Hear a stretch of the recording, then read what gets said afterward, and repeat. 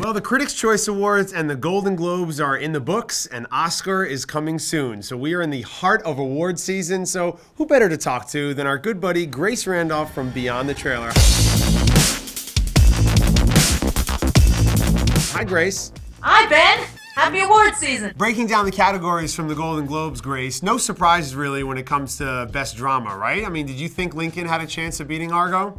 Oh, for sure. I thought no way Argo was going to win. I mean, basically the Academy had kind of discounted it at this point. Now, when it comes to Best Musical or Comedy, I was a little surprised. I thought Silver Linings Playbook had a chance, but Les Mis obviously won the Golden Globe. Do you think it has a better chance for Best Picture? Yeah, I think Les Mis is a contender. I don't really see Silver Linings Playbook winning. I think David O. Russell is a guy who gets great performances out of his actors, and that's where his films are the most competitive. So I think that Les Mis definitely, though, is I think especially the way it reinvented the movie musical. Now, taking it to the acting categories, Jennifer Lawrence might have a chance to upset Jessica Chastain. I know she won for the Golden Globes because it was in the comedy category, but they're both up for Best Actress.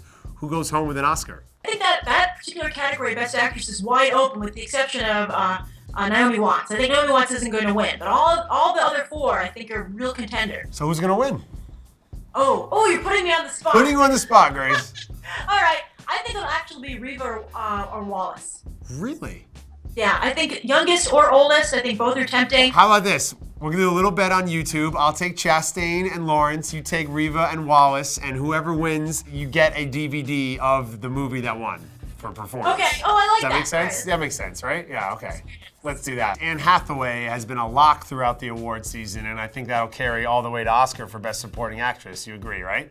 Oh, totally. Yeah. I mean, the only one who could derail her is Sally Field, but I don't see it happening. Best Supporting Actor, that was a curveball. I did not expect Christoph Waltz to win. Does he have a chance to win at the Oscars? I mean, this is a crazy category. I personally think that I think people would be happier with DiCaprio or even Samuel L. Jackson. Well, neither of those guys are even nominated. So it's really interesting if you're looking at the Globes as a predictor for Oscar. So what do you take from Christoph winning at the Golden Globes? Well, you have to take into play, I guess, that he's a foreign actor, and maybe the Hollywood Foreign Press Association really likes that and feels a kinship with him.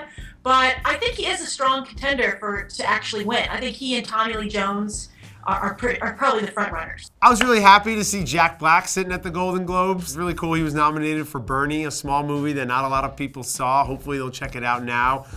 No surprise, though, that Hugh Jackman won Best Actor in a Musical or Comedy, right? Oh, totally. It's almost like they gave him his own little category to go hang out in because, all the other big fish are over in Best Actor Drama. But, I mean, he had no competition there. Unlike the Oscars, which separates the screenplay categories into original and adapted, the Globes just goes with screenplay, and they gave it to Quentin Tarantino. No surprise there, right? No, I mean, like that scene with the Ku Klux Klan members is one of the funniest scenes I've ever seen. It's just, and to make something like that funny is really impressive. Yeah, I would have said, actually I was a little surprised because Tony Kushner, I thought, did such a good job with Lincoln. And the Best Director category was a big surprise, I think, for a lot of people last night. So you want to come to Hollywood and act like a big shot without actually doing anything? Yeah. You'll fit right in. Ben Affleck winning, wasn't even nominated at the Oscars. Now that he's out of the race for Oscar, even though he won the Globe, is Steven Spielberg the frontrunner? That's a really good question. I think maybe Ben Zeitlin could take it. I think, Ben Affleck, took this one because all the big guys cancel each other out.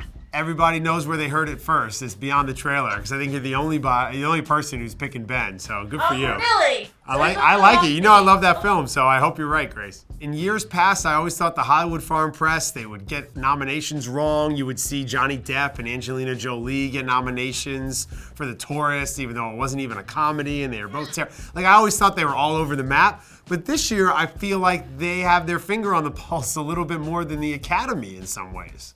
Oh, I totally agree. And you know what? They kind of came in like a guardian angel for Ben Affleck, and they fixed some mistakes. Where can people see your stuff throughout the award season?